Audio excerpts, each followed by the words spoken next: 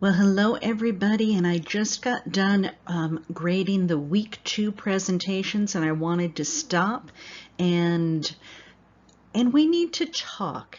That's usually not a good sign when someone says we need to talk. It's not a bad sign, but before you go too much farther, I want to help redirect just a little bit to give some feedback on that week 2 to help kind of spur you on for the next few weeks. Okay, so here's the secret that no one tells us. The secret to the, excuse me, the comp exam, I'm all choked up here. The secret to the comp exam is you have to know the theories inside and out. You have to read and reread those articles. I want you to get inside the articles, highlight portions of the article that are kind of your favorite. I need you to know the articles in depth. Don't let us be able to throw you off guard on any of the articles. So I don't want a cursory read of these. I need a little bit of depth. Now you can do this a couple of ways. Work as groups now. All right, you're coming down to the finish line. It's a lot of review information. You've had all this information. It's a lot of review. Maybe get a study group together and each of you take 3 or 4 articles that you're going to get in depth and then share that, rather than you for time management stuff. But I need a lot more depth than I was seeing in week 2 on these articles. I also need you to start seeing those connections of how the theories relate to each other. So even though I'm saying, tell me 2 theories, I'm not saying only give me one person. If the theory is efficiency, the theory of efficiency, I'm bringing in Taylor, but I'm going to kind of counteract that with a little Mary Parker Follett. If I'm talking about the theory of the dichotomy, who am I talking about? Well, that would be Wilson. But where did that theory of the dichotomy come from? Well, it came from the Constitution. What part of the Constitution? Well, Article 1, 2, and 3 of the Constitution made the branches of the government which led to Wilson's dichotomy. But again, this is not like, again, a book report. This isn't an undergrad book report. This is master's level mastering these topics, and this interwoven web of these concepts needs to start coming out. So anytime you talk Wilson, here's a clue. You can start talking about the Constitution. But again, not like a vague idea. You need to know what Article 1 of the Constitution says. What does Article 2 say? What does Article 3 say? I don't know, maybe even throw in, if you're talking about federalism or something, throw in the 9th or 10th Amendment. But there has to, and I'm not looking for you to memorize what the 9th Amendment, excuse me, see, still choked up. What any of these are, saying word for word, but a deep understanding conceptually of how this web all works together. Anytime you use, let's say you're talking about, well, the dichotomy isn't efficient or the bureaucracy isn't efficient. The minute you say the word efficient, you should be pulling in Taylor.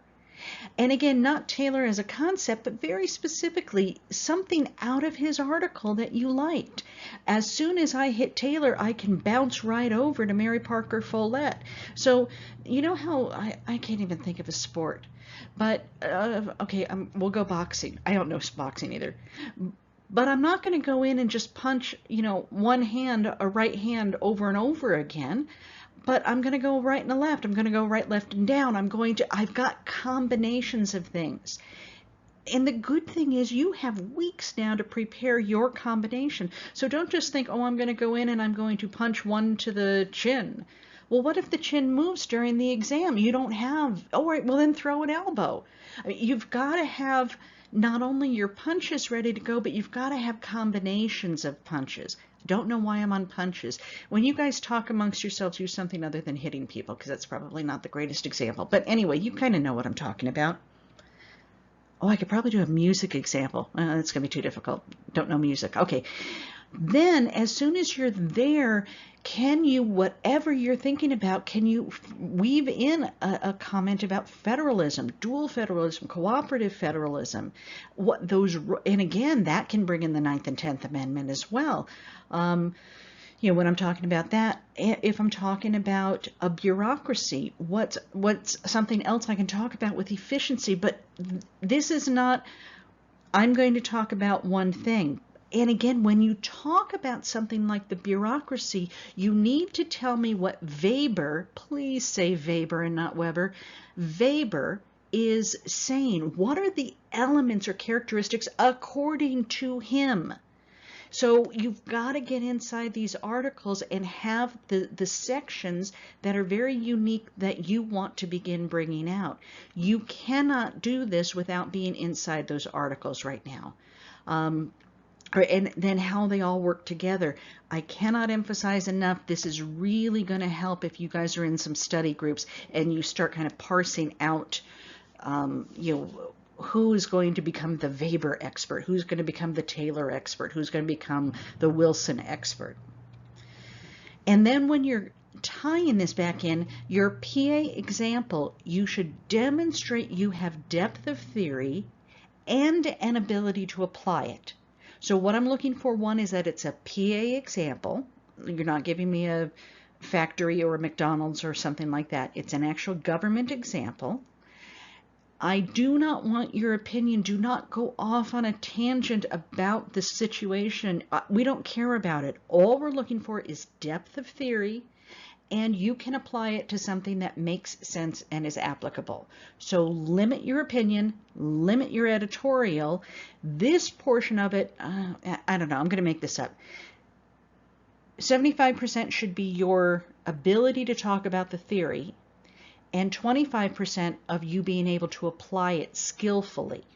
So bulk of it is on theory, and again, depth of theory, not, hey, bureaucracies are bad, or that's bureaucratic, or, I mean, that's something that you would hear, at the grocery store while you're waiting in line or something.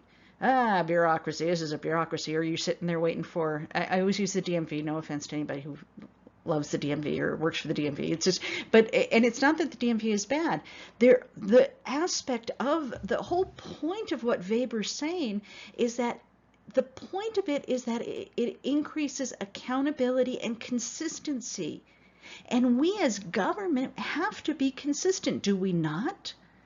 So again, and then what are those characteristics of a bureaucracy? Get inside his article, but I need you really inside all of this material to prove you understand the depth and that you're understanding it. So a bureaucracy at Microsoft might be different than a bureaucracy at the DMV.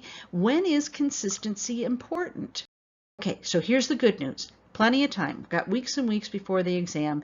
And if you work in teams, you can kind of parse out how and if you want to just totally escape one night, there's an old movie called The Paper Chase. And it's about law school, which is the same thing you're getting, a law degree and a master's degree, same thing. But it's how they kind of and this was before computers and all that, how they parsed out the work in this movie to pass the bar in order to study, because they're all under the gun and under time. So if you just want to let your mind go one night, rent The Paper Chase, or however we stream The Paper Chase. And it might give you ideas for study sessions and how to get this done in a short amount of time. I'm happy to set up Zoom sessions if you guys want to try to talk through this information. And it'd be really good if you guys could meet as a group and then have me come in maybe at the end of your meeting to answer any questions that may come up. But honestly, the best way to get through this and to pull it all together is really to work in groups. I want you to talk through this material. Your presentations are not for me. Your presentations are preparing you so that when you get into the exam, this is second nature, being able to talk off the top of your head. So In week 2, you might feel awkward about it. In week 3, you might be pulling it together. But I promise you, by week 7 and 8, this will all, if you're practicing every week, if you're working with your study groups, this will be a slam dunk and you're going to have no trouble. But there is some work that needs to be done between here and there. But there is nothing I'm going to do that's going to trip you up at the end. I'm giving you everything you need in order to prepare for it. It's just going to take a little bit of focus, and honestly, the community, you guys working together will be the best thing you can do. Okay, so don't worry about any of this. Just keep moving forward on it. You guys are all on the right path. We've got a number of weeks left to go. So if you have any questions, let me know. And in the meantime, have a very blessed week.